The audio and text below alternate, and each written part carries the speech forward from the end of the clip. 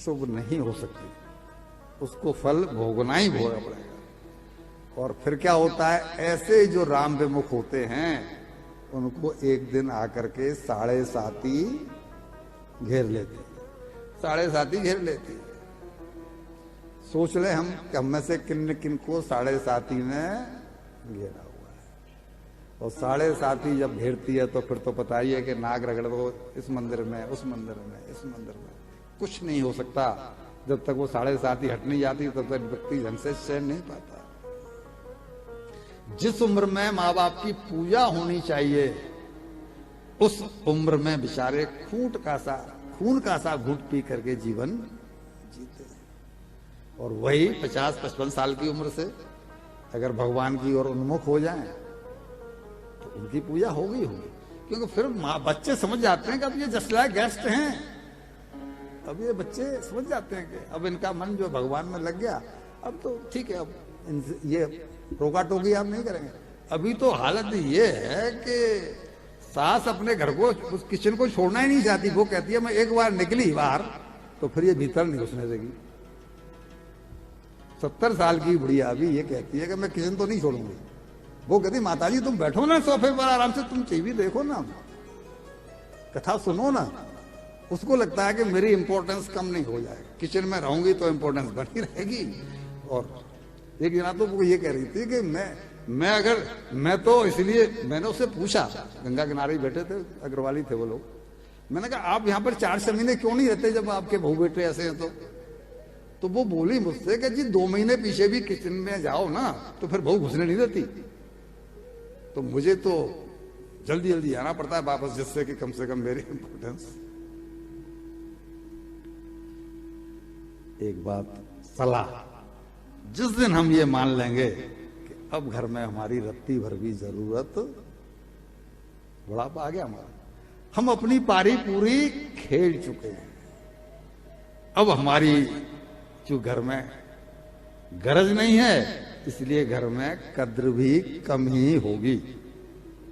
जब अंदर से ये आशा नहीं निकलेगी, जब अंदर से ये आशा नहीं रहेगी तो फिर एक ही आर्त पुकार निकलेगी, हे प्रभु आपने हमें जीवन दिया तो आप ही कुछ ऐसा करो कि हमसे भजन बन जाए, हमसे भजन करवा लो, हमसे अपनी भक्ति करवा लो, जिससे कम से कम आप हमें अपने चरणों में स्थान दे दें। हमारी ये अजीब विडंबना है हम मनुष्यों की, इसमें पुरुष भी हैं महिलाएं भी हैं। जब हम रेल में सफर करते हैं, बस में सफर करते हैं, तो हमारी ये कोशिश रहती है कि नहीं रहती है कि हम सबसे पहले घुस जाएं, ऐसे बोलो ऐसे बोलो। और जब उतरने की तैयारी आती है तो हमारी कोशिश रहती है सबसे पहले उतर जाए। अरे वो कह रहे हैं पीछे माताजी यार गाड़ी 10 मिनट रुकेगी, जल्दी क्या, जरा शांति रखो ना, पर वो तो सबसे पहले। लेकिन जब इस गृहस्थी रूपी गाड़ी से उतरने की तैयारी की आवश्यकता पड़ती है तो सब कहते हैं कि वो ही पहले उतर जाए, वो ही पहले उतर जाए, मुझे कोई जल्दी नहीं है, हम तो सबसे बाद में।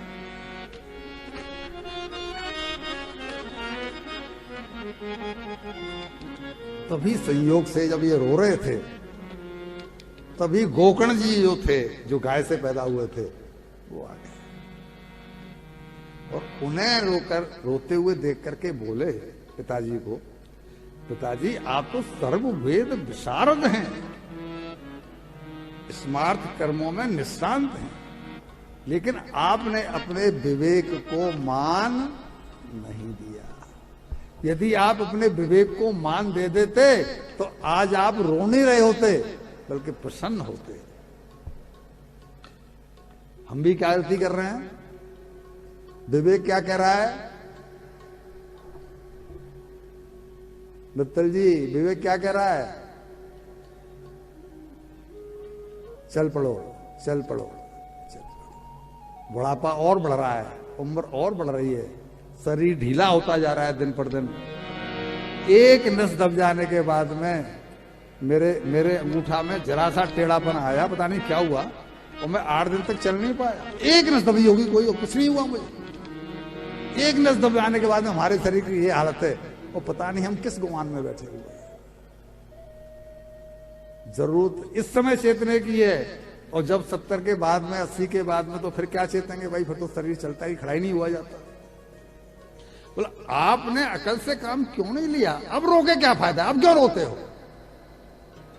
बेटा है उनका, गाय से पैदा हुआ उनका बेटा है, लेकिन बेटे ने इनको इतनी खरी खोटी सुनाई है, तब आपको क्या हो गया था।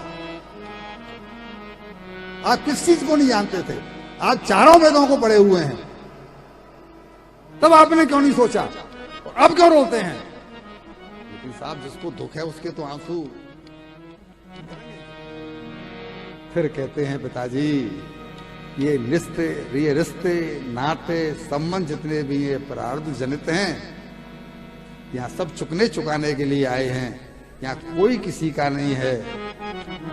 जब हम 20-25 साल के हो जाते हैं तब तो पत्नी मिलती है, पत्नी को पति जब 20-25 साल की हो जाती है तब तो मिलता है।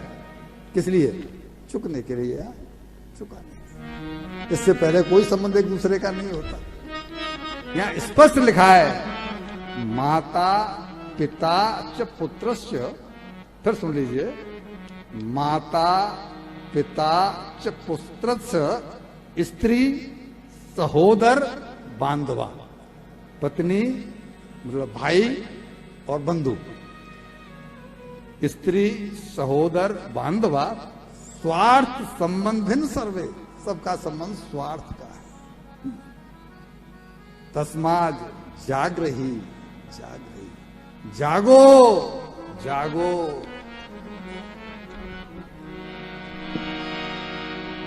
बस पुराना हिसाब चुकता किया जाता है और फिर नया बंधन बनता चला जाता है। आज हम जो कर रहे हैं, अब यहां ये क्यों कहा गया कि पुराना हिसाब चुकता हो जाता है, नया बंधन बनता जाता है, इसको किस अर्थ में लोगे। मैं इसलिए कहने की हिम्मत कर पा रहा हूं कि कल का जो रेस्पॉन्स मुझे मिला है वो अभी तक मुझे बंसल जी ने ऐसा आकर के नहीं बोला कि फला महिला आपको गालियां दे रही थी, फला व्यक्ति आपको खरी खोटी सुना रहा था। तो बंसल जी ने क्या बोला जी कि वो सब तो कह रहे हैं पर यही कह रहे हैं, हाँ खरी खरी कहते हैं, पर कोई ऐसा वैसा नहीं कहा है आपके बारे में। आज मैं हिम्मत कर रहा हूं, आज जिन पति पत्नी में झगड़ा हो रहा है वो कल के लिए बीज बोवे कि नहीं बोवे, जवाब दो। कल को वो अब फिर जन्म लेंगे, एक दूसरे का जो जिससे जो कष्ट दे रहा है वो उसको जो कष्ट पा रहा है वो उससे बदला लेने के लिए उसके संपर्क में फिर आएगा कि नहीं आएगा, चाहे वो महिला हो चाहे पुरुष।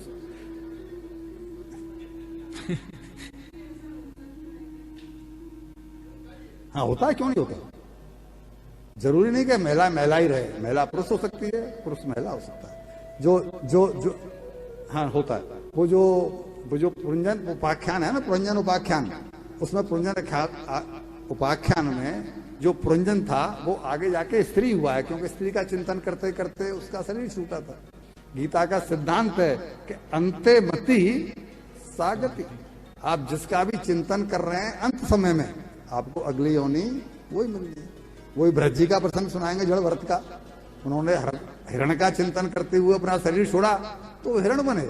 तो कोई महिला अगर पुरुष बहुत ज्यादा आसक्ति उसकी अपने पति में पुरुष में है तो नेचुरली